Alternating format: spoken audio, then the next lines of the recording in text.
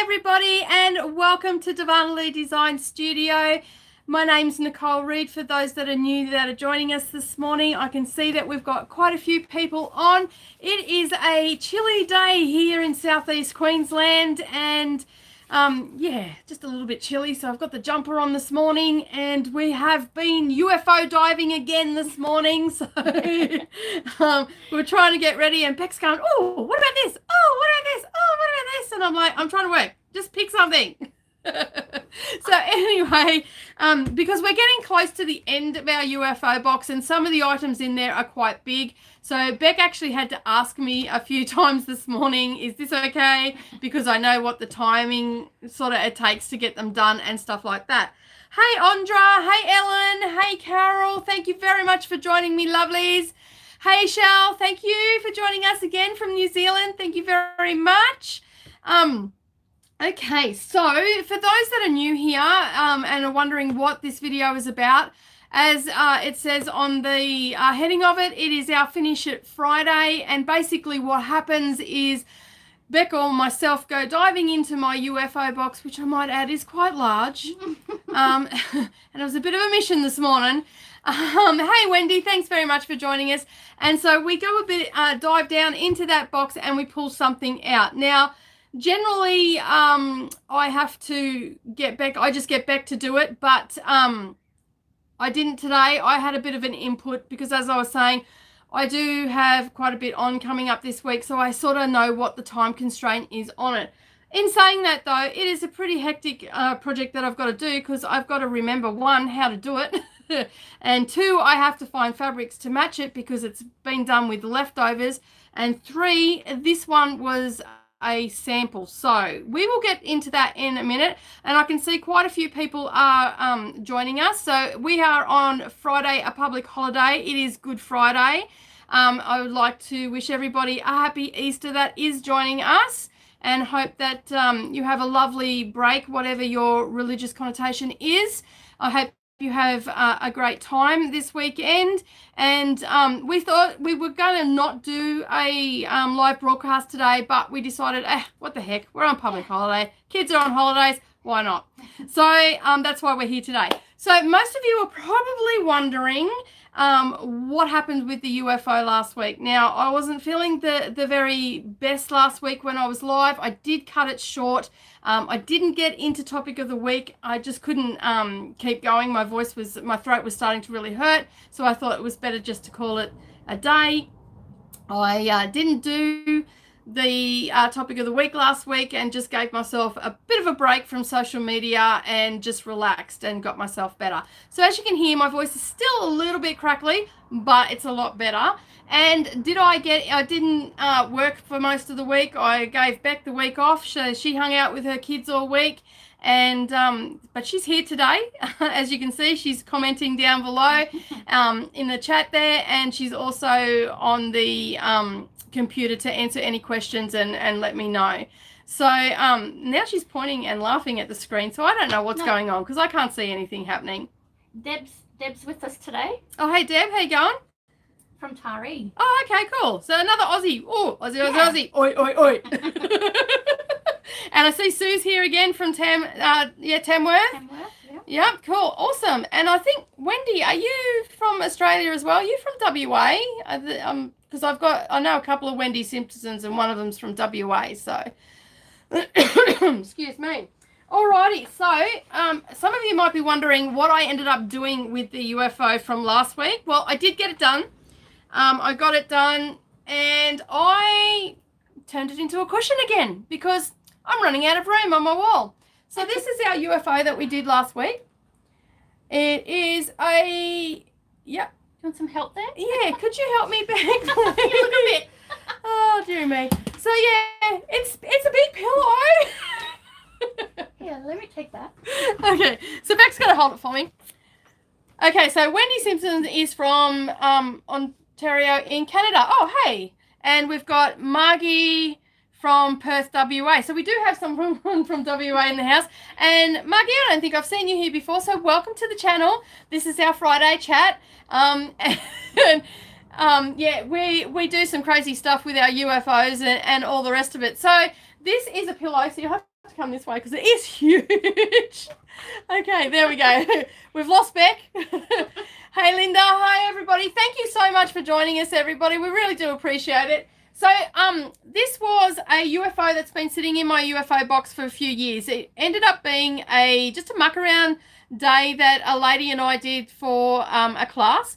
And I had a heap of circles cut out, and then I just stuck them down with the Roxanne's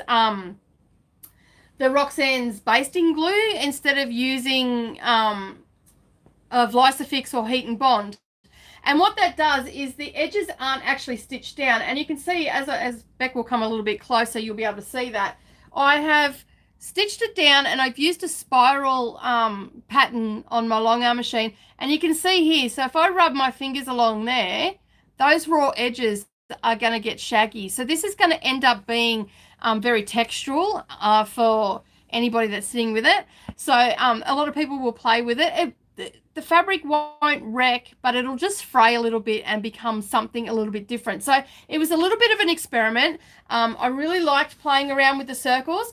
I must admit it was not the easiest thing to quilt on the long arm because not everything was sitting down. So I just used a little bit of basting spray and then that just stuck it down in place. And as you can see, I've done the spirals and I used a white cotton because I wanted them to stand out on the colourful circles. And I did something even a little bit different. I just turned it into an envelope back. But you can see here I've got this gorgeous fabric and they're actually sprockets. And this is actually flannel that I've put on the back. So it's got a really nice feel. Mia is very textural. She likes to touch things and she's been out here this morning patting it like I am right now. So yeah, she really liked it. So I'm guessing she's going to claim it. And I thought this is perfect for her to lay down on the floor reading a book, or she can use it up on the couch. And it's a good size pillow. So I've actually just stuffed this at the moment with, so to give you an idea, I just stuffed it with some polyfill, but I've also got her actual bed pillow in here as well. So I'm thinking that if I get a couple of bed pillows and put in there, it's going to be a nice solid pillow for her to lay on the couch. So that's what I got done. I just basically done the envelope back. I top stitched around. There's no binding on it. It made it super easy. And the last two mini quilts that I've had there that were supposed to be mini quilts, I've just decided to turn them into cushions because at least then they're usable and the kids will get use out of them as well. Because let's face it, I don't need any more quilts. And I don't really need any more mini quilts because I'm running out of room. And so I thought, why not turn them into cushions, because they're always squabbling over the couch cushions. They will have that many cushions in there. We can get rid of the lounges and we can just have cushions on the floor because I've got still quite a few mini quilts to turn into cushions. So that's what I'm going to do from now on for a couple more of the mini quilts, just do that. So, yeah. What do you think, ladies? Do you think it's pretty psychedelic? You wouldn't want to... Yeah. When I walked in the door this morning, it just jumped out of me. Yeah, it does. Oh, wow. It looked pretty awesome. I did quilt this again early hours of the morning because I've been, for some unknown reason, I seem to be getting up at 3 o'clock in the morning. So I just come out here and do some quilting. So I did this at early hours of the morning. And I can honestly say it's not something that you want to look at first thing in the morning. It really does wake you up and it does really make you feel like that you're in some sort of, alternate universe or whatever. So not advisable to quilt something like this with this sort of fabric prior to coffee or in the wee hours of the morning. But the pattern that I used for anybody that's got a long arm and is curious about that pattern, it is called Hypnotic, and I got that from my favorite download pattern place, and that is Quilts Complete. And Nancy Reed, with the last name the same as mine, but not related, spelled a little bit different, actually has all these patterns over there. So it's called Hypnotic. I'm not sure who the designer was, but if you look for Hypnotic, it should come up. And if you're not too sure, Nancy's great. She knows her stuff. You can send her an email and she'll get onto that and send you where to get it as well. And I'm pretty sure that also comes in your paper ponograph, so you can basically do the laser with it as well. So maybe something to check out. Her website is quiltscomplete.com, and you will find everything there. And after the live, I forgot to put that in before I went up. I'll put that in the links down below, so if you're interested, you can find that. And all it is just the circles, and it's just a spiral that it goes in on itself. If we get a bit closer, you'll be able to see it. So come this way a bit. There we go. So you can see it's just a spiral, and yeah, it's called Hypnotic, and I thought it was perfect for this circle cushion. Not quilt anymore, cushion. Alrighty. Hey, yeah, that one there, you can see it really well. That's the larger one, and then you've got some smaller ones over here. So it's about, I don't know, about 3 inches, and this one's about 5-6 inches, maybe a bit bigger on that. So yeah, that gives you an idea anyway of what it looks like. Quilts Complete has it. I think they're downloadable ones for the Qbot and all the other technology are around $15, I think, which is a pretty good price because you get to use it over and over again. So yeah. Alrighty, so that's my Finish It Friday from last week. It's done. It's gone. It's finished. I don't have to worry about it anymore. So you can see here, like there's Beck. If you stand next to it, Beck. Okay, come into front. So you can see it's quite a big, I'll just put it up near her head. And it's still not in frame. It's a pretty big pillow. But it's lovely. It's very comfy. It's a good size pillow just to cuddle into. Yeah, it's a little bit bigger than a bed pillow. So probably it is. Yeah, just a slightly bigger. So I've just got to make an insert for it now, so I can put the polyfill into it. And yeah, that won't take me long though, because I just use calico for that and stuff it, close it up with the sewing machine, and then I've got an insert for it. So yeah, but at the moment that polyfill is just floating around in there. So I've got another UFO to do. I did another one. Alrighty, so moving on from that, that's done. It's gone. I'm so happy that it is gone. Thank you for all the lovely comments down there as well. And Margie saying that, yes, finally getting to see you live. So, hi. Welcome to the craziness of Finish It Friday. We know how to have a good laugh at ourselves here, and hopefully you'll join in the conversation, and we can get to know you a bit better. And just so you know, Margie, if you do join us after the live, we do go back and answer comments and questions and stuff down in the comments down below. So if you can't join us live for whatever reason, you've always got that option as well. We're very, Beck is getting more on hands-on with the comments, but I always come back hey, Paula. Paula goes, hey, late as usual. So good. Alrighty. So Wendy, yeah, it's a great way to set yourself a target for Finish It Friday. So basically what happened was we started to do a little bit of organizing here in my studio. And for those that are new here, I will, hey Katrina, how you going? I'll just do a little bit of a pan around so it'll move a little bit. Sorry if it's a bit jerky. So that is my sort of shop area. I mostly sell online, and I do have a few regulars that are here locally that come and visit the shop as well. So that's my long arm machine, and then all the fabrics up there, and you can't see all the stock that I've got on walls and stuff like that. And then basically, and you'll excuse the mess, I will just pan around. You can see that I've got quilts and stuff all on the wall and on my design board that I very rarely use. And Beck's going to grab the camera and just going to pan around. Keep going, should just spin. Is it tight? No, it's good. Yep, cool. So yeah, so you can see there that I've got all sorts of stuff happening up here, and then this is sort of where up the back of the studio, that's where I sort of get stuck into everything and whatnot. You can probably go a little bit faster than that. So yeah, so as you can see, it can get a bit messy, and yes, we were going through the UFOs. so all that mess up there is basically us going through all the boxes this morning, and yeah, and I like to change out my that's it, that's about as far as you're gonna get. Yep.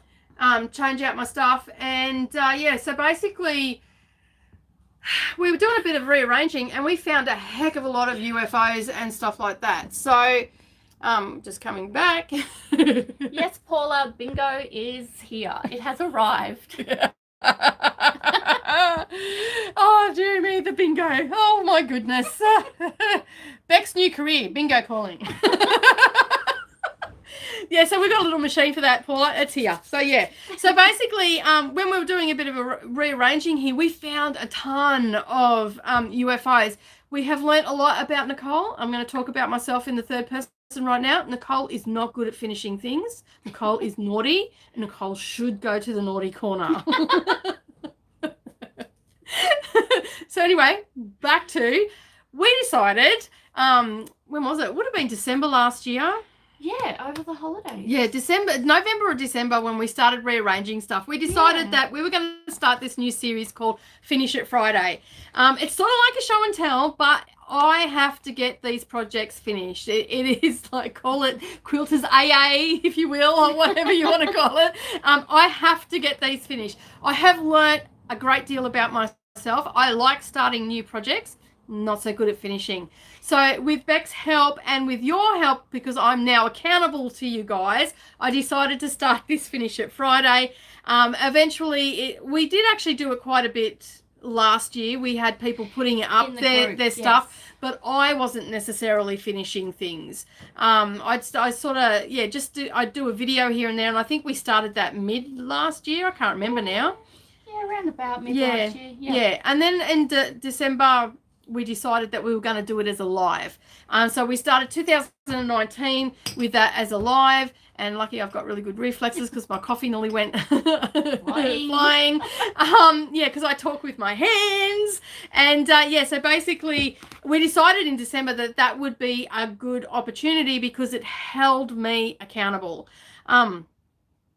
Nicole, when you make quilt tops into pillows, do you just free motion the batting without the batting? No, actually, that's a really good question, and I'll answer that in just a second, Linda. I will tell you exactly how I do it. So I will basically get onto this one. So anyway, we've ended up with this series, and this is what happens every Friday at 10 o'clock. I'm in here checking in with you guys, telling you, yes, I've got it finished. No, I didn't. So far, I've been really good. I have come to a point where I haven't been sure about to do bindings and stuff like that, and I've put it out to the viewer's choice. Haven't done that for a while, and we're probably not going to do that for a couple more weeks yet. There'll be a while before I get to that point again. So this week, after much consideration and cutting it very fine, we actually found a UFO for me to do. Actually, two. I've actually got two.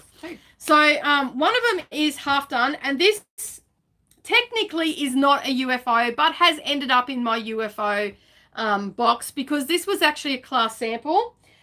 We did this in a class 2 years ago, 18 months ago. I did this in a class maybe 2 years ago here at Darvanalee Designs, and then at Alyssa Lou in Nanango, I did it about 18 months ago. So this is the end result of it. And because I did it as a class, I had stages of what we had to do. So that's what this week's UFO is about. So, Andrea, you probably remember when I did this. I did this when I was in the quilt club with Crafty Gemini. And it wasn't one of her projects, but it was one that I shared with everybody over there. So, yeah, that is the little cushion. It is about 35 centimeters by 35 centimeters, which is a little over 12 inches square. So that is what it ends up looking like. And so from my class, I had some samples, like the different stages. So this was like as we were starting to join it together and do the cathedral. And then I've got bits of, how we make the actual cathedral part. And then this is like the first step. And then I have my squares. Okay, which these end up turning into this, then turn into that, which then you add and you end up with that. So that is what I've got to do. That's probably going to take me about an hour to finish. It'll be another cushion. I'm sorry about all the cushions, everybody, but I'm on a cushion thing this month. So yeah, so basically I've just got to remember how to do it, and I've also got to find some fabric to go with it. So these are some of the leftovers of the fabric that I used, and I used this. I just used Moda's mini charms that they bring out, which are the little 5-inch squares. 2.5-inch squares. So that's all I've used in it. I'm pretty sure that the original squares for to make this circle were the background part of it is 10 inches as well. So you can use a pre-cut. That's okay, Biz. I know it's late for you. You don't have to apologize for being late. It's all good. But thank you for joining us today. Yeah, so basically there are a few steps, but it's super easy to do. And I was thinking about it that I'm thinking I'm actually going to do this as a tutorial as well. I'll probably, because this is a little bit mismatched, I'll grab another a couple of these, and I have them just there for hexagons and all sorts of stuff. So I've got to finish that off. That's one of the projects I've got to do. And we also found this one as well. Okay, so this was a swap that I did with a Facebook group here many years ago, probably about 3 or 4 years ago now. And there's some little hashtag blocks that came in. So I'm actually just going to turn that into a table topper. Basically, I'm just going to put them side by side and make it alternate them. And basically, they're little hashtag blocks. And there's only 4 of them. So I figured I could just make it a nice little table topper to go underneath a pot plant or something along those lines. Just quilt it, stitch in the ditch, and then it's done. Put a binding on it, and then I'm good to go. So that's what I'm going to be working on this week. I can honestly say that both of these things definitely will get finished by next week. So yeah, so I'm looking forward to doing that and getting another 2 things out of my UFO box. And yeah, so it should be pretty good to get them done. And Carol's just saying tutorial gets my vote. I'm actually looking at doing he's gonna kill me. In June, I just went through my calendar this morning, because I've done out a sort of a mud map, if you will, of what I want to do for the channel this year. So in my diary, I have put down different makes that I want to do. And in June, I've got a retreat coming up at the end of May, so I don't want to do anything big. So basically what I'm going to do is actually, for June, I've got some places there set down. So I can add this cathedral window tutorial in, which I will do. And I've also got a couple of other cushions that involve using our leftover binding and stuff like that. So you'll have to stay tuned for that. It's not that far away. We're only 5 weeks before we're at June, and can you believe it? It's already, like we're heading into May next week after next. So it's been a huge year. So I do have a few things. Love the UFO pillow, would look good in batiks. It actually does. In the class, Diana, someone actually did do it in batiks, and it looks absolutely stunning in batiks. And I've got I've got some batiks that I found the other day that I'm using, and I'm going to have leftovers for it, so it's going to be perfect for that. Yeah, so I'll probably, and it's in pink, so it's, who doesn't love pink? Hey, Andra. And Tamara. Yeah, I'll look at doing that in June. It'll probably be closer to the end of June. We've got our mini pink. I knew it wouldn't take long. If Beck just passes it to me, I'll show you what they look like. They're absolutely gorgeous. We're pretty relaxed here today because it is a public holiday, and we're just sort of going with the flow and having a bit of a chat with you guys. It is structured, but oh, awesome. So Diana's doing our block of the month as well for the paper piecing. Awesome. And you're loving it. I'm really glad that you're loving it. It's really nice for us to get some feedback, because Beck actually helped me with that one. So in the background, she's done a lot of the preparation for it and everything, just to buy me that little bit of time. And yeah, so Beck's really enjoying seeing the blocks coming up this year as well, because she's actually had more hands-on with that one. And I can honestly say that each block has been sewn together half to three quarters by Beck. So it's been a joint effort. So these are some of the batiks that I come across the other day. And I'm going to be using them for a sample that we've got coming up for our retreat. You'll get to see sneak peeks of it. I haven't started doing it yet, but they're absolutely gorgeous. So there's this one, which is pinkish, pink and purple in it. And so it's, no, Beck, you can't have it. It's for the sample. She's drooling in the background. So yeah, it's just got some beautiful colors in it. So you can see there, like that's gorgeous. And this is another thing that I'm looking at going and doing a course on is how to make batik fabric. And I mean, a lot of people go, oh, it's just tie-dye, but it's not. There is definitely a process to it. So yeah, I'm wanting to learn how to do that. And I'm thinking what better place to do that than head over to Bali and do a weekend tour or something like that. So, and for those that don't know, Bali's relatively close for us. Paul is like, yes, let's do a Bali retreat. It's funny you should say that. Stay tuned. So yeah, so basically, yeah, so I'm thinking of going over to Bali and just because that's sort of where it all comes from, Indonesia. And for those that don't know, Indonesia is quite close to us. Like for where I am in Queensland, it's about a 7-hour flight to Bali, and so yeah, so it's for us, it's easy. And this one here is another one that I got. So you can see all the leaves and stuff in it. It's absolutely gorgeous. And you're so correct, Diana. I would love to do a cathedral, even if it was a mini quilt or something like that. Here I go, mini quilts again. I don't do a lot of big quilts these days because I've pretty much quilted my house out. So I don't really have room for them anymore. So yeah. So, and like this is the same fabric. So you've got these colors on this side, and then you flip it over. And I'm very particular with my batiks too. I like these sub prints in them and stuff like that.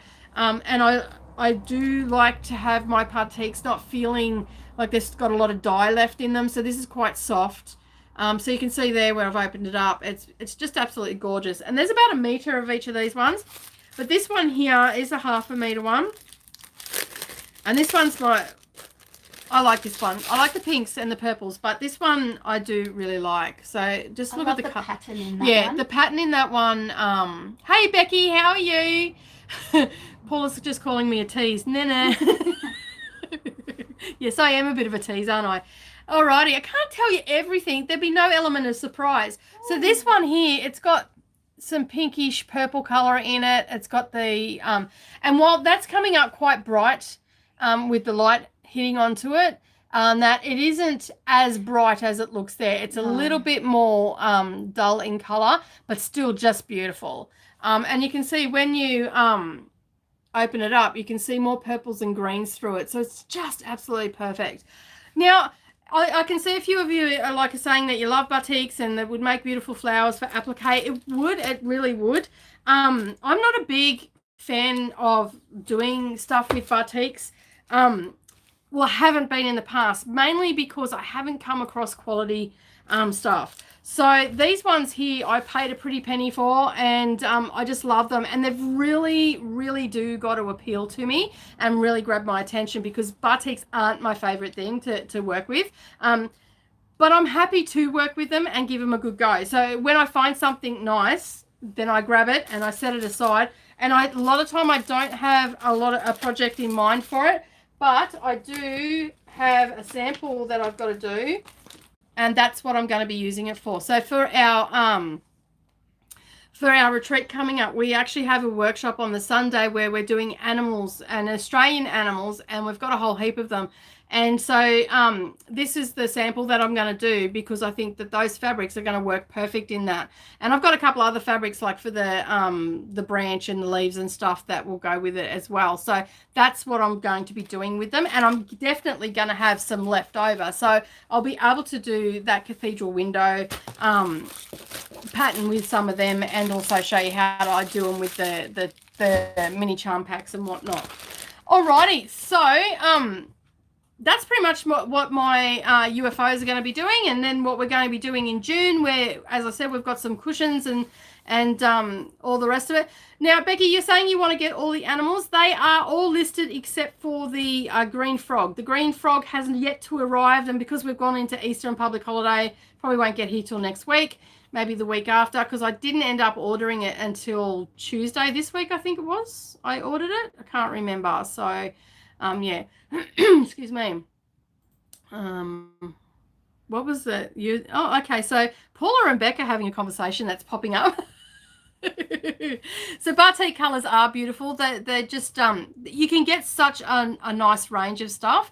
And as I just mentioned before, I do want to actually head over to Bali and have a good look at them, because there's a few suppliers here that have them, and they get them from Indonesia. So I'm going to go over and have a bit of a look myself, and it's probably about it'll be a few months off yet before I head over. October's a good time to go over there. There's not, it's before cyclone season, and it's it's not overly, it's humid, but it's not the wet season or anything like that. So September, October is a good time to go over. So that's when I'm sort of looking to go over, and I'll probably only go over for a few days, but so we'll just see how we go. And I've got to do a bit more research yet before I head over there and see what I can't find over there.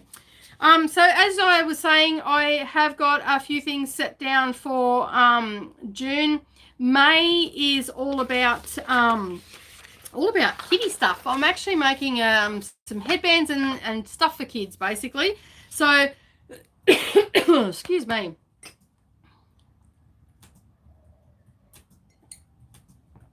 Alrighty, so I'll update the blog and everything next week with the calendar, so you'll know exactly what we're working on. So I just wanted to get back to Linda's question there, and I've just got to go back to where it was. Where is it? Where is it? Where is it? Where is it? Where did Linda's question go? I've lost it. It was something about, oh, there it is. Okay, so Linda's just asking, when you make your quilt tops into pillows, do you just free motion quilt with the backing, with the batting and without backing? So no, what I actually do is I actually put it into my long arm machine, because the last two pillows that I've done, and most other pillows that I do in my long arm machine, especially the big ones. So basically I just pop it in my long arm machine and I put it in as if it's a normal quilt. And the reason I do that is because my pillow, I've got kids and I've got young kids, and let's face it, kids are messy. So my quilt tops will actually get washed. And my quilted pillow tops will also get washed. So I don't like to have that batting exposed in any way. So I make it exactly like I would make a quilt. Exactly. And then I just put the envelope back onto it, and so I know that little fingers aren't going to get inside the quilt, and they're not going to start picking at that wadding or batting. Everything's going to be encased if I've got to chuck it into the washing machine, and it's good to go. So I don't have to stress about that. I don't have to worry about hand washing it or anything like that, because for me, I don't have a lot of time, and if I can avoid hand washing something, I avoid it like the plague, because I just need to have stuff that is, chuck it in the washing machine on a gentle cycle or whatever, or normal cycle, and then just hang it out and I'm good to go. So to answer your question, I never have the batting exposed if I'm doing it on the long arm machine, if I know that it's going to get washed. If I've got a little one like this, now this isn't going to get, this is just a decorative pillow. This doesn't get used. It just basically sits in my sewing room, or sits on my bed. This particular one here is not quilted, obviously, this particular one, but if I was just making a decorative one, I wouldn't worry about putting a backing on it, Linda. I would just have the batting exposed, because I know that it's not going to get washed. I know that it's not going to get used by the kids or anything like that. It's not going to be near food. It's not going to be near drinks. It's just a decorative pillow that sits up on the shelf in my sewing room, or on my bed as a throw, just, how you have your decorative pillows, those sort of ones. I don't worry about it. I just do it with the batting on the back, and I don't worry about a backing for it. In saying that, I use fusible fleece in that case, and then I don't even have to worry about it moving or anything like that. So it just comes down to what your application is, Linda, and what you're going to use it for, or who it's going, or if you're gifting it to someone.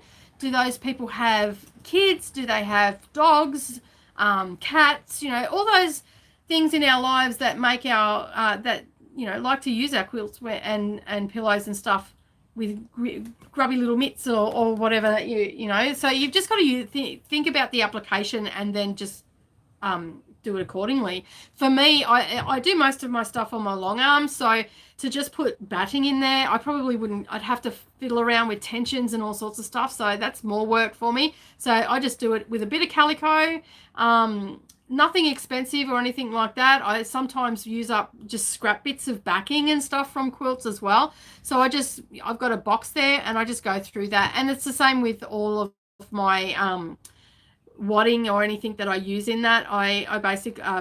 Batting. I basically just use up what scraps I've got, and I'll even piece my wadding as well. So I'll put do I have any of that left? No, I'm out of stock. I'm waiting for stock. I've actually got batting joiner. Hang on a sec. I do have one.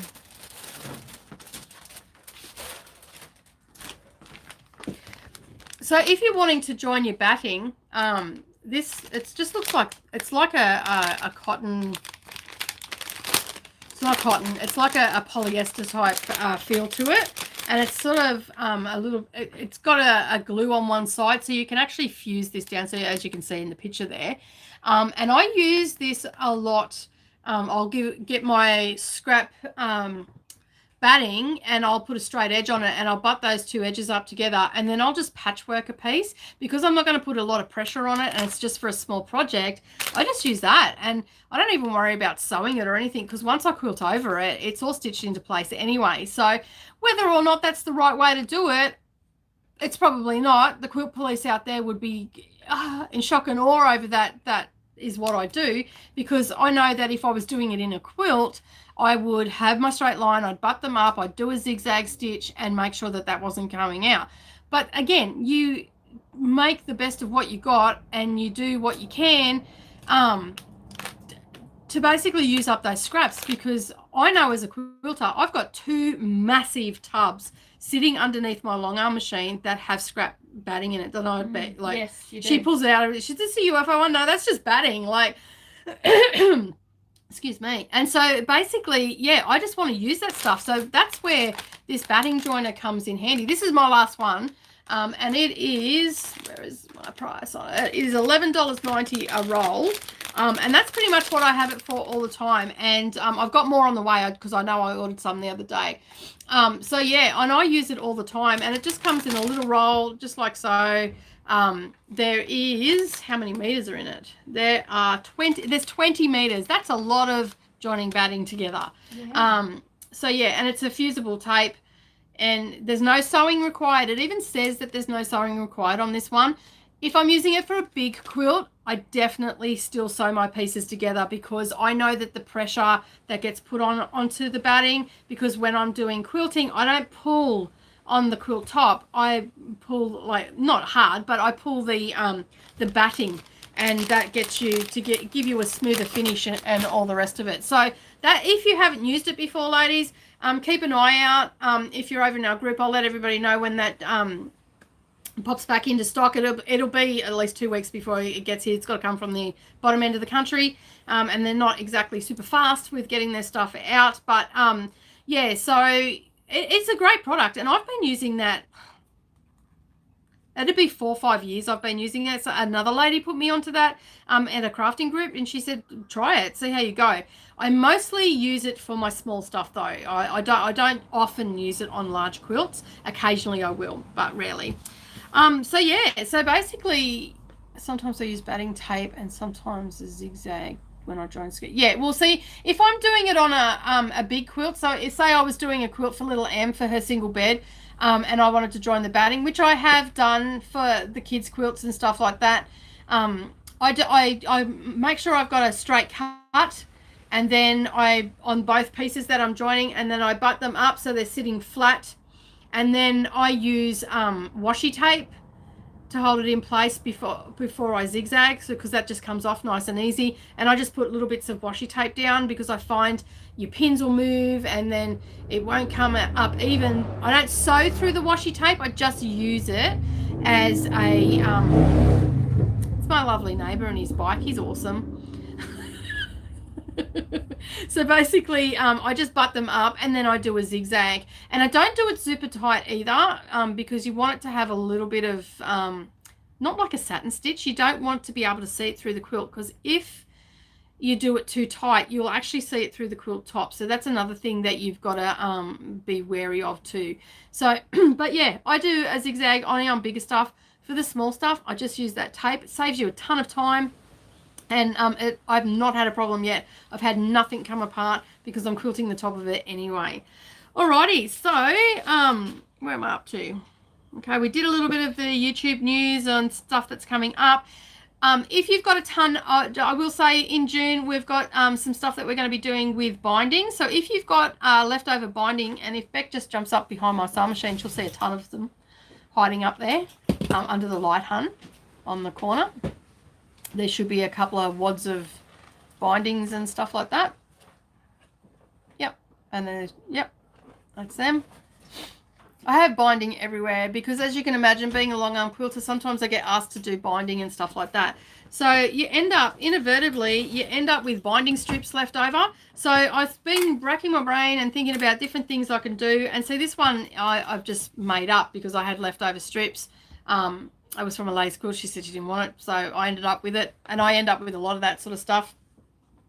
So I've got a project in mind for that. It is a home decor project, and basically I'm going to show you what I do with my leftover binding strips. So if you've got a heap of them, get them all together and get ready, because I think it's the first week of June, third week of June that I've got that set down. I don't have my diary in front of me, so that'll be something that we're going to be working on, because I'm so sick of my scraps. I am so sick of having heaps of scraps. So another thing that I've been doing lately as well, so I've got a ton of 2.5. This is a bag that I found. It's big, very much big indeed, and I've been going through, you know, fat quarters that have been gifted to me, charm squares that have been gifted to me. I've been cutting them down into 2.5-inch squares. I've put some freezer paper on the back, and they will actually become the hexagon flowers, which I forgot to bring over. They're just there under that teacup. Yep. Yep. So, yeah, that's another thing that I'm doing. And basically, I have got a little challenge that I'm putting together for everybody. But, yeah, that's what size they'll end up being. So they're a decent size, about the size of my palm and hand there. And I'm just going to turn them into a quilt. So you can see here. And not all of them have, like these are all got the same fabrics that I had. So these were from charm pack, like charm squares that I've had. So just some different ones. A lady gave me a heap of 2.5-inch squares for this one. So yeah, so basically that's what I've got that bag for, and that's what I've been doing to use some of my scraps. So I challenge you ladies, get those scraps out, start cutting them into 2.5-inch squares, because come June, I know that a lot of you are going to be on summer holiday. We actually have a challenge happening, and I will keep you posted about that. It is to do with English paper piecing, and I know that I'm back. Okay. Is it back? I don't know if it's back. Hopefully I'm back. Yep. You're back. I'm back. I just got 2 thumbs up from Tech Back. Don't know what happened there. We just had a little bit of a glitch. Call it an ad break. Alrighty, so yeah, so basically I've got a challenge, and getting closer to June when I want to start it, I will give you all the details. The hexagons are actually 1 inch to answer Carol's, because I think I got disconnected, to answer Carol's question. So they are 1 inch, but I will go into all the finer details closer to June, and I have an awesome challenge for you. It is for English paper piecing, but it's not super hard. And you'll be able to use, we've got a tutorial on how to actually do it. So you'll have a video there to help you along the way. So keep an eye out for that. I see that there's a few people that have just dropped off because we lost feed. We're back now, so hopefully they'll come back. Okay, so Becky is just asking me, Nicole, what am I doing wrong? I've tried English paper piecing and my stitches show. Okay, so Becky, I was following along with you on your little purse, the little zipper pouch that you did. Okay, don't stress about your stitches being seen at this point. You are very new to English paper piecing, I'm assuming from your post that you put up. So don't stress about that. You can see those stitches at this point. You will get better at it. I don't actually have my first one I did. It was like, in comparison to like It was terrible. You could see all my stitches and all that sort of stuff. But I do have a couple of tips for you, okay? Use 60 weight thread, okay? Bottom line, I think it is called, is the best one to use. I don't know where my donut is. I'll just show you what I've got. It's just behind me here. Bear with me for a second. Okay, so I don't know what your eyesight or anything is like, okay, but I use a 60 weight thread, and I do use a 100 weight thread. I wouldn't recommend you using a 100 weight thread just yet, okay? Basically just wait until you get the hang of doing those stitches, okay? And I've done that, there's a tutorial for English paper piecing I did at the end of last year or the beginning of this year. I can't remember when I did it now. And I'll pull out your favorite color, which is purple. So you'll probably be able to see it. I'm going to hold up a piece of paper so you can see that thread. Okay, so you can see that thread there. All right, that is 60 weight thread. It is fine. It is a polyester thread, and it's super strong. Now, people like Sue Daly and Jen Kingswell, which are Australian designers here, they do all English paper piecing. Now, anybody that follows along with Missouri Star Quilt Company or anything, I think Sue Daly has a lot to do with them. But yeah, the 60 weight thread is a lot finer and it blends a lot better as well. So you don't need to change your color every time. Just get a light gray or a cream or a white. And then the light grey, just to show, I don't know whether it'll pick it up on camera or not, but that's the light grey that I use. Okay. Yeah, so I just use that. So, and I get these donuts, and I've been trying to get them in stock, but they haven't had them for a while. So I'm looking at a different supplier to get them. So yeah, so basically that's pretty much, that sits in my English paper piecing box, which is a sewing box, but but that's what I definitely use. And bottom line is from Superior Threads, so you know that you're getting a really good quality thread, and I haven't had any issue with that.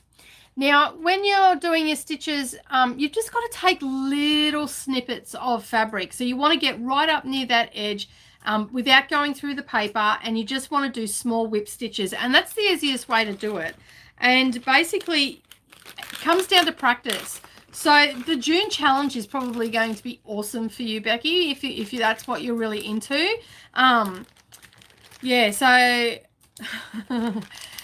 happy Easter, Wendy. Sorry that you have to go to work, but have a great Easter, and stay safe, and we'll see you on the replay. Anyway, have a good day, and I hope it's not too hard work for you on this public holiday, and you'll be on night shift if you're in Canada. So yeah, awesome. Alrighty, so yeah, so just take the little tiny snippets, and that way you'll be able to get the hang of doing that stitch. And it's just a whip stitch that you're going to use. You don't want to have to be stressing about it, and I wouldn't worry about it. I've got a lady that I do quilts for here. All she does is just get hexagon, get scraps fabric from like op shops and places like that, and I give her a heap of scraps as well, and she just turns them. She does larger ones. I think she does like 2.5 inch size hexagons, and from when she started, she's done 4 now. And from when thanks, Karen. Karen says I have an adorable voice. Thank you. If only you heard me how I hear me. And poor Beck, she must have bleeding ears at times. Oh, I have told you before. It's not that bad, I know. I know. I just don't like the sound of my own voice. But thank you, Karen. I appreciate that. So yeah, and she started off, and you could see her stitches. And I just recently done one for her, which was her 4th hexagon quilt. She does 1 a year. That's all she does. And I can honestly say that they have actually got better over time. So the more practice that you can get in, the better off you will be. And don't get hung up on it, hun. Seriously, do not get hung up on it at all. So yeah. All right. So, and please keep sharing your hexagons, because that little pouch that you did was amazing. I loved it. It was great. All righty. So what was I talking about besides that? All right. As I said, we're very casual here today. Very casual today. It's Casual Friday. All right. So yeah, we've talked about that. The accordion pouch went up this week. So just to show you, I haven't put a picture up yet, but to show you the different sizes that we've done. Alrighty, so that's the 3 different sizes that we've got. This back one is the one that went up this week, and this week I showed you how to put a magnetic snap in it, how to put a zipper in it, and how to use rivets to secure the sides. So basically, that you can see there, that's the 3 sizes. There is one more size that we're going to be doing. It's a little bit bigger again. And yeah, so you'll have to keep an eye out.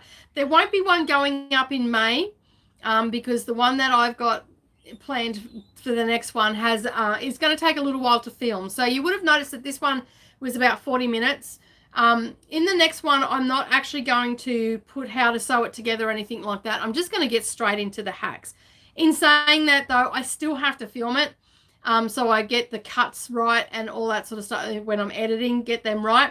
But you can see how adorable they are. So just from that one pattern, you can see that you've got many different things that you can do. So this one here I use for wonder clips. This one here I use as a coin purse. This one here is just like a little grab and go clutch. And I can put all you know, some coins in there, and I've got that. The next one that we're going to be doing is a bit bigger, and we are going to put some card slots in it. So it's going to be like a handbag cum wallet type thing. So there will be card slots, and we'll be adding a wristlet to the next one as well. So yeah, so you'll have to keep an eye out for all of them. There, we've worked out there's about 9 or 10 videos in total, and we will do them over time. We've put these 2 up within a month of each other, but the next one won't be going up to June, closer to July. So you'll have to keep an eye out for that. So yeah, and we're going to put a twist lock in it as well. So do something else with it. And yeah, so you'll have to keep an eye out for all those tutorials coming up. And yeah, the link is down below. If anybody hasn't seen the tutorials for it yet, the link is underneath this video. And we've got 3 in the playlist. There's a playlist down there, I think I've put the individual ones. I'm not too sure.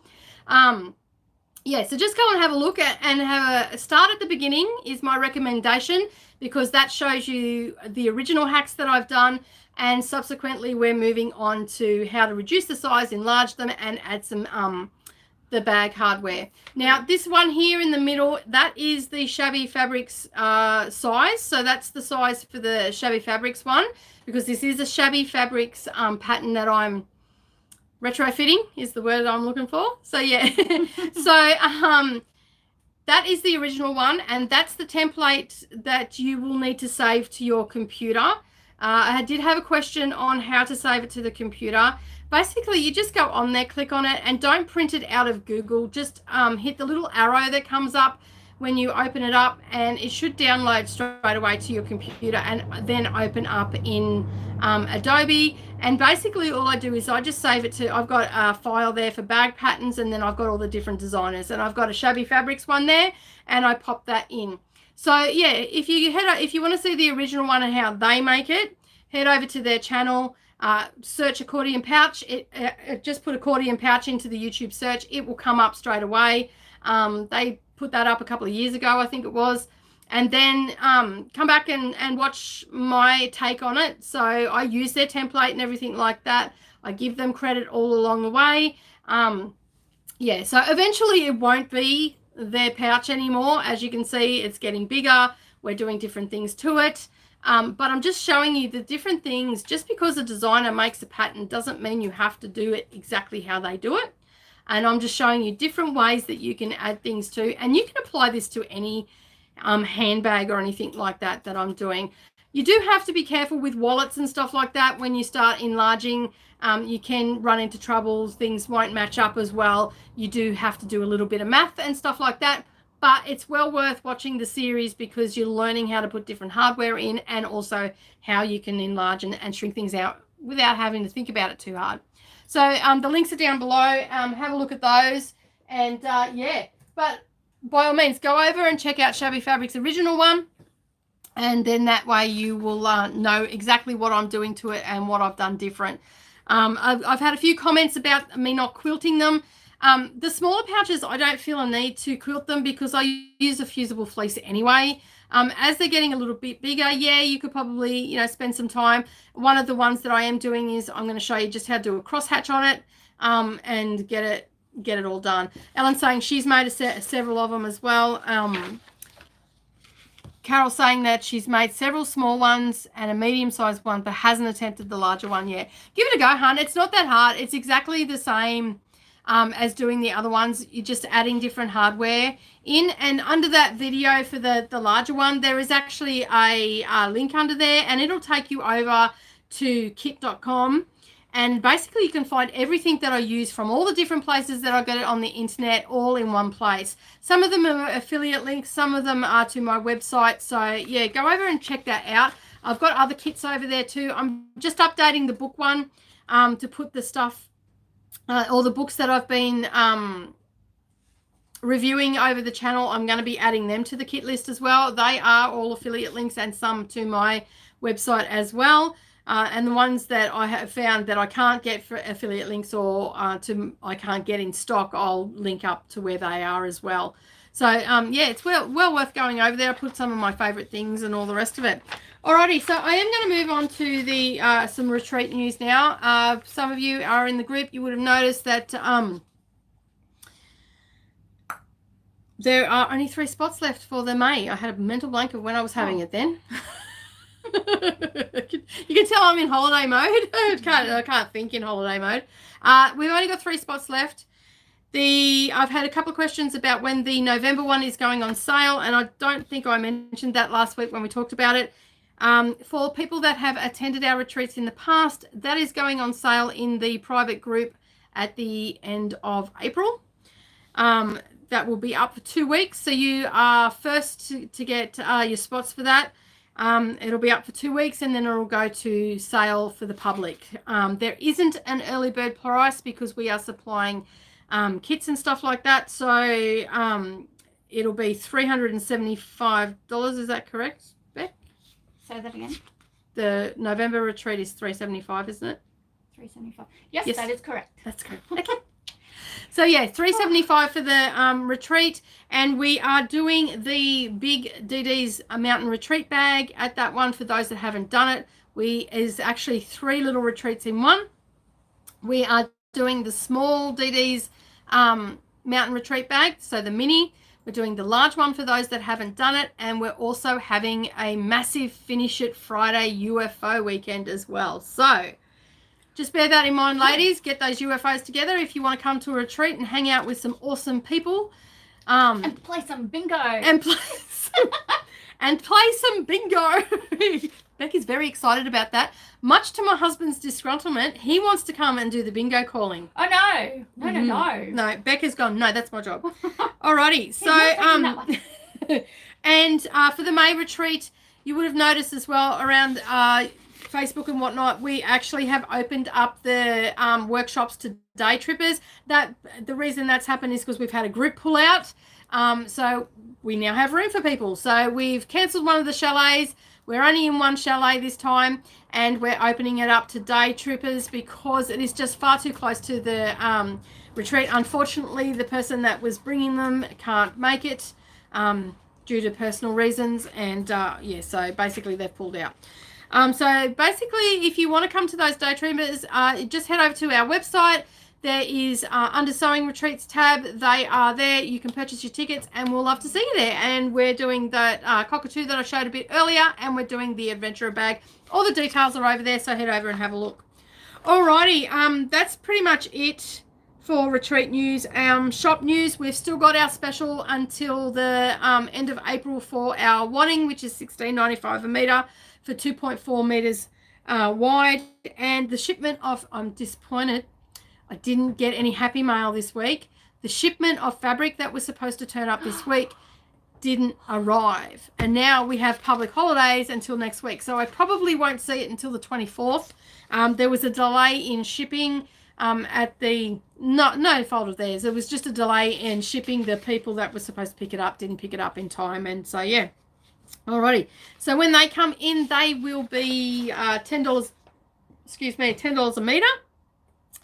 I've had another question about Shapeflex 101. It's out of stock until May, people. There's nothing I can do. I can't get it. If I bring it in from the United States, it is far too expensive. Alrighty, so that's it for shop news. No happy mail this week. Disappointed. Friday's usually the day I get happy mail. Absolutely. But there's a public holiday. So there's no happy mail. Alrighty, so we ran a competition last week. And we drew that this morning. We have a winner. And hopefully the winner is still on. Alrighty, so last week we had the competition where we wanted to know what your favourite season was, and this was what the prize was, and we would love to say congratulations to Becky B, who won the giveaway. So I know Becky was on just a little while ago, so hopefully she's still on. So yay! This is coming your way, Becky. If you can send me a message to askme.dds@gmail with your address, I can get that in the mail for you on Tuesday because we're public holiday here, so I can't do anything about that. So yeah, so congratulations, Becky B, you won, and we have another giveaway this week. And this week, we just want you to leave us a comment. That's all we want you to do. Leave us a comment down below. Say hi. Tell us if you've made an accordion pouch. Tell us what the last video was that you were screaming. Oh my God, yay! That is the best response yet. Awesome. I love it. So we're going to do the same thing again. You'll have to come back next week to watch to see if you won. So, yeah, Becky, send me your details and I'll get that. I don't have your details on file, hon, so you'll have to get them into the email to me. And, yeah, so, hey, Red, no, you didn't win. You're not allowed to enter because you're associated with me. Sorry. I can't even win. Yeah, Beck can't win. So, hey. So, yeah. Did you hear me? Beck's not allowed to win either, Brendan. So, my husband's watching, everybody. Yay. He's a winner. Oh, he's a winner. Oh, my God. I'm sorry, ladies. My husband has just started commenting. Let the comments flow. Yeah, so this week I've got another giveaway for you. We've got another coin purse, and this one's got cute little elephants on it. And we've got this gorgeous little quilt. And it was from one of my sampler boxes, so I thought I'd give it away. And it's actually quite cute. Look at that. It's using a template. And it gives you all the, using the X Blocks Basics template. So you'll probably need to get one of those. Everybody's saying hi to you, Brendan. He's just in that room. He's in the room, just behind there. And he's like, we're at chicken dinner. Awesome. And yeah, so basically that is the little quilt pattern that will be coming your way, and this little pouch. So what we want you to do is leave us comments, tell us what you're working on, have you made an accordion pouch, just basically engage with the channel is basically all we want everybody to do. Beck and I will be coming back and chatting with everybody in the comments. If you're commenting now, that's great. Rebecca's like, that's so funny. Yeah, we're a little bit crazy here, Rebecca, so you'll get used to it. I'm going to, oh, look out. There's going to be a bingo caller fight going on in the chat. No. Oh, dearie me. So for everybody that's wondering what the bingo calling action is, can you pass me the little contraption I got? At our retreat, I decided that we were going to play Fat Quarter Bingo. So basically everybody had to bring in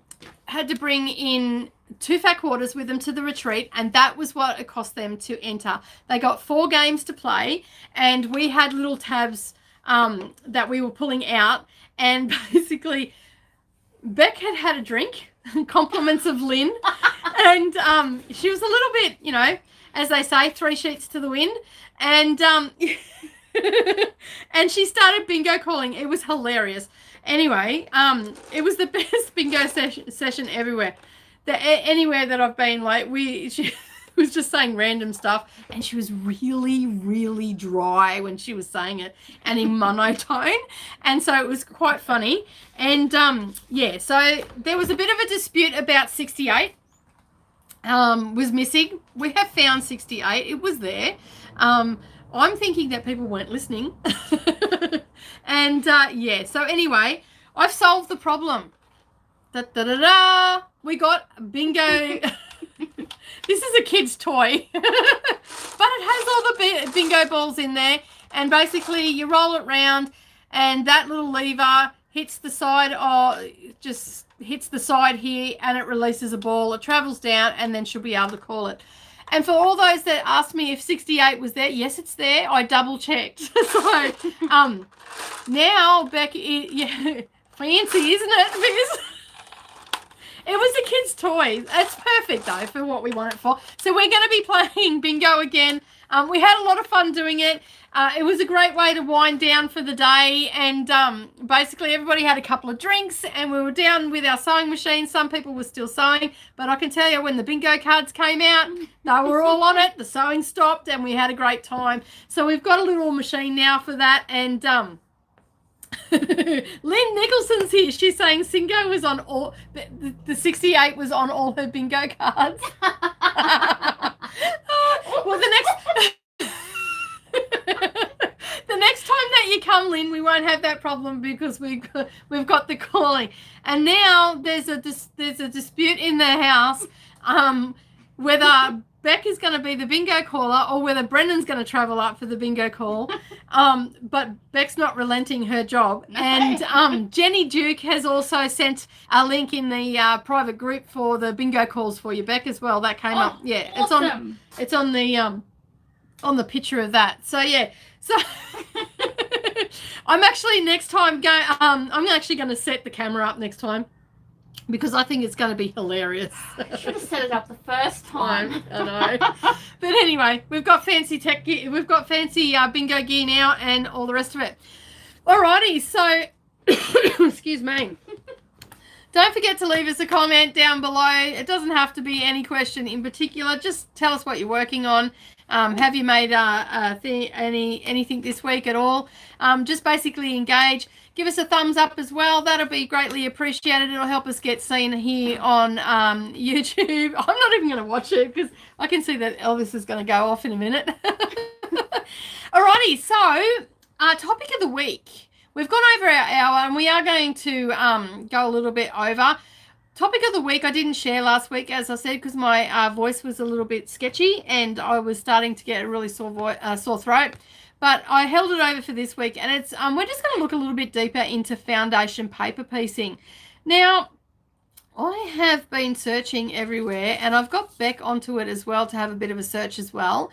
We can't find a lot of history about foundation paper piecing, but I did find an article on and it was just an article. It just it wasn't on, I don't know what website I found it on, because I've tried to find it again, and I'm glad that I printed it off when I did, because I couldn't find it. So it's it's the history of modern foundation paper piecing is what I have actually found. It's by a lady named Debbie Cratcheville. And I knew I'd laughed. Yes. So basically, I sort of just tried to find some information about it and just the history of it, because I'm quite curious myself. As you know, we have our block of the month happening, and I'm by no means an expert, but I show you the basic ways of doing it. We've got a person, Kay Shirisha. Hi, how you going? Thank you very much for joining us. I'm assuming it's your first time here, and you're from India. Well, welcome to the channel, and thank you very much for joining us. Beck's just going to type a hello as well by the looks of it. Alrighty, so yeah, so the foundation paper piecing information that I found, as I said, I'm no expert, but I know how to do it. I love it because it gives you all those great angles and all the rest of it. But the article I found was just on the modern day. And she goes on to say that it's well over 100 years old. Basically, with what we call paper to piecing today is technically foundation paper piecing.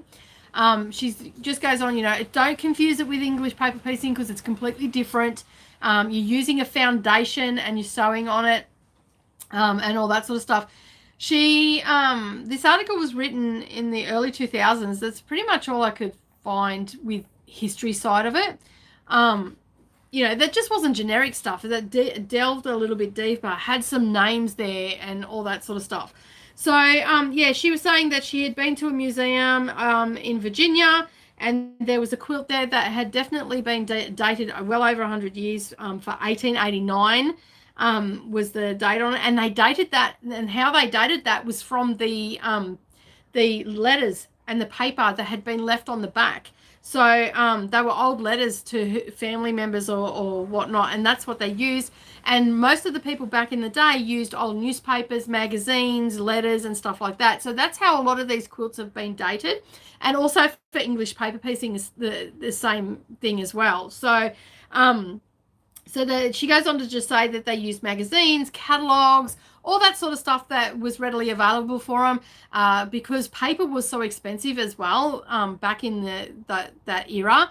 So that's why they did reuse a lot of envelopes and things like that.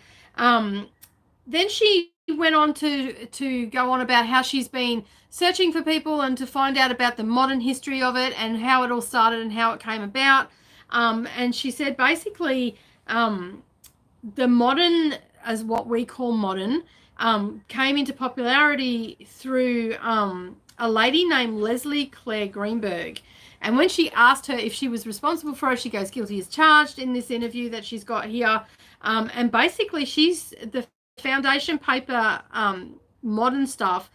She's been considered the mother of the modern era of it, and back in 1976 is when it got that resurgence again. And so now it's got very sophisticated in the way that we do a lot of the sharp angles, so your Mariner stars and all that sort of stuff that's done with it, and your Lone Stars and all that sort of stuff is done. So basically that's sort of what we're going to be looking at over the next week, and we're just going to be sharing different pictures and stuff like that. We're not going to delve back too far in the history of it. We're just going to stick around, so from the 70s to now, and we'll be basically the only thing to note when dating that way is people save their stuff and reuse it.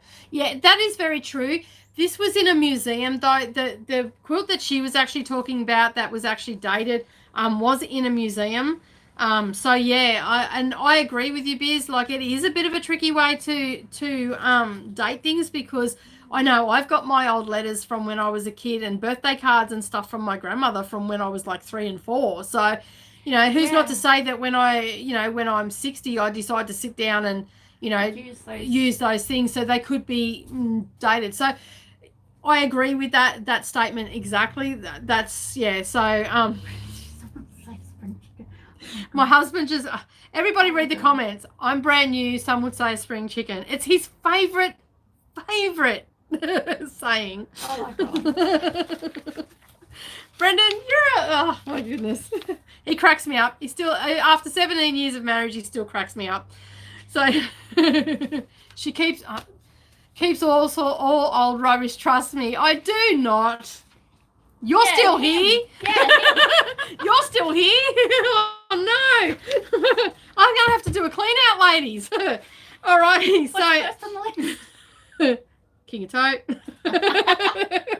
Alrighty, so so over the course of the week, Beck and I are gonna try and find some more information. We'll find the website where I got this article from for you to have a read. There's a couple of pages there. She's even got she mentions what's her name, Carol Doak, I think her last name is. I'm just trying to think. She mentions her. She references a couple of her books.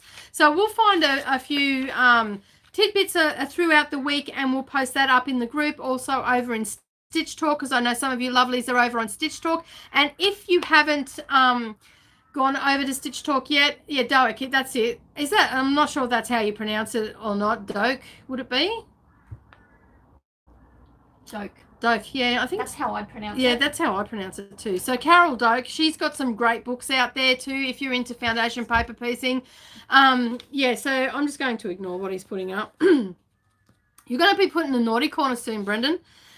I'm in control.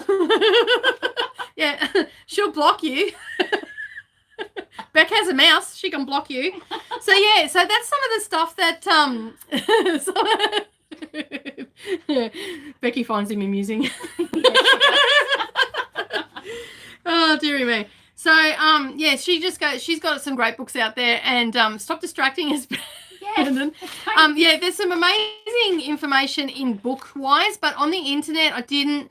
Oh, she Brendan me. I'm in trouble now. Be careful. Worry if I middle name you too. That's the next step up. So yeah, so basically I will find what I can find. Beck's going to find her little tidbits as well. We're going to do some research for some amazing quilts and all the rest of it. And yeah, you've also got the block of the month here on our channel for the foundation paper piecing. If you haven't done it, believe me, I am no expert, but I can show you the basic ways of doing it and how to wrap your head around it.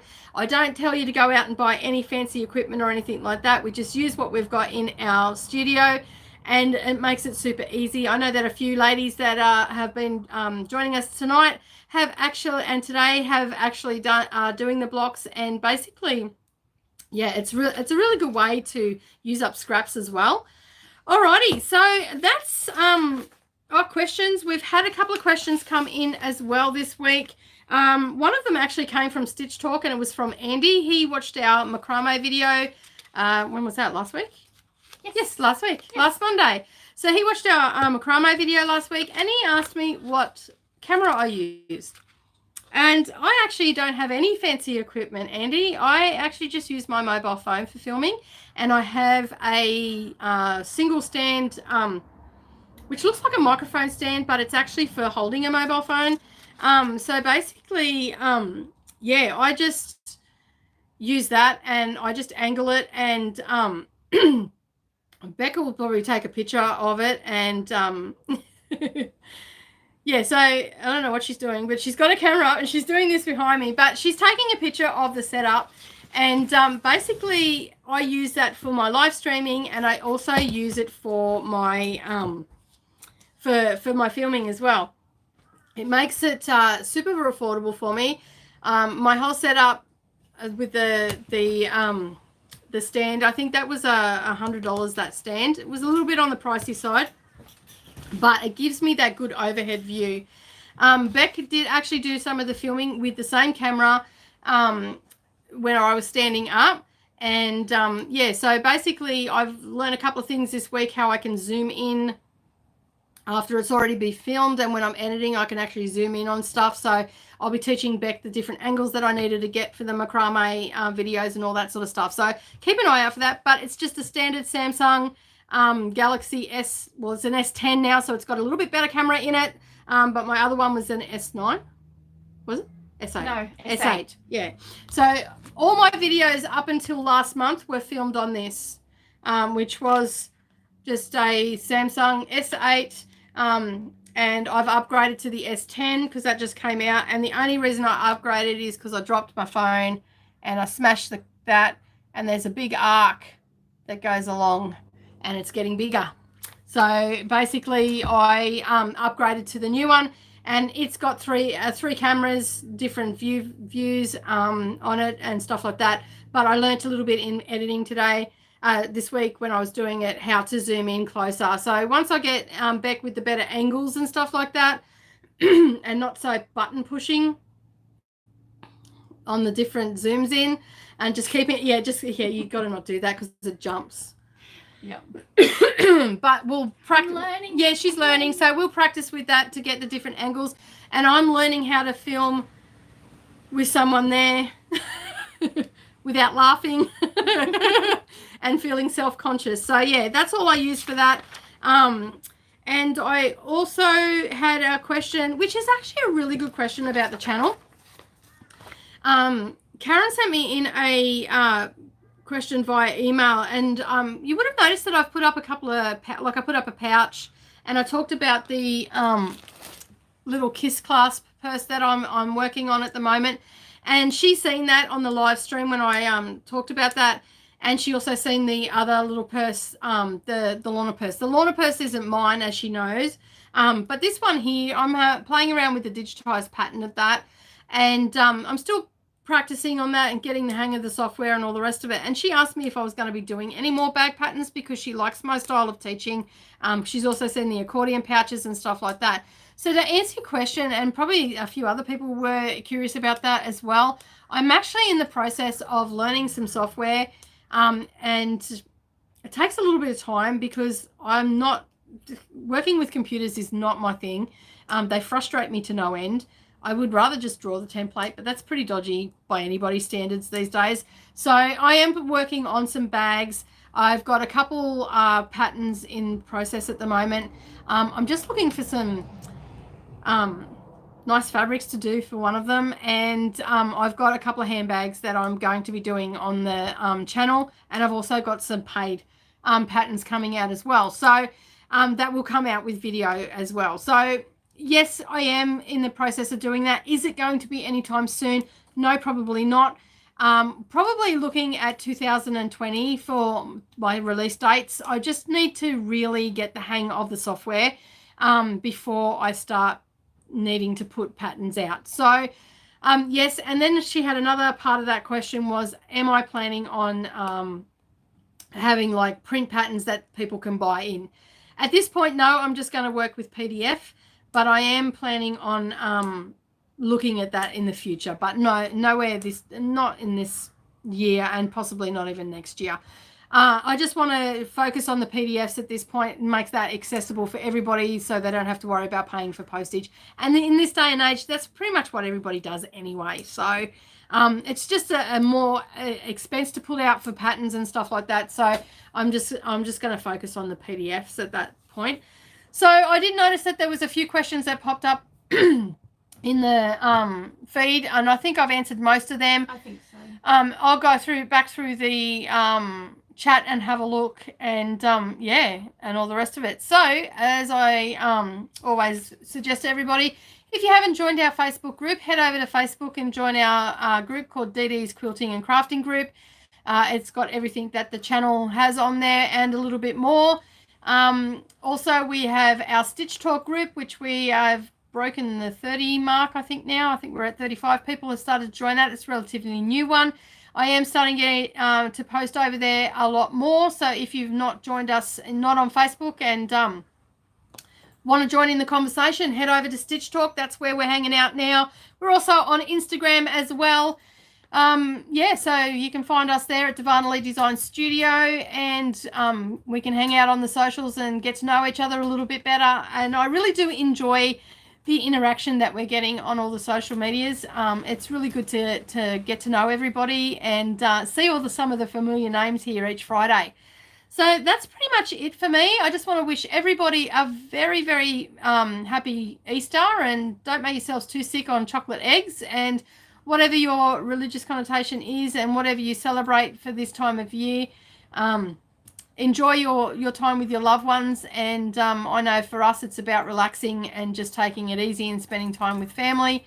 And of course the chocolate eggs, because I've got kids. Who doesn't love chocolate eggs? So yeah, so have a great weekend, everybody, and thank you so much for joining in the chat. It was a great chat today, and yeah, join us again next Friday. And don't forget, leave us a comment. Even if you're watching the replay, leave us a comment. The more, you've got to be in it to win it. And have a happy Easter, everybody, and a great Good Friday when it rolls around for most of you, because most of you are overseas at the moment. And we will see you all again next Friday at the same time, 10 a.m. All right, bye, everybody. Thanks for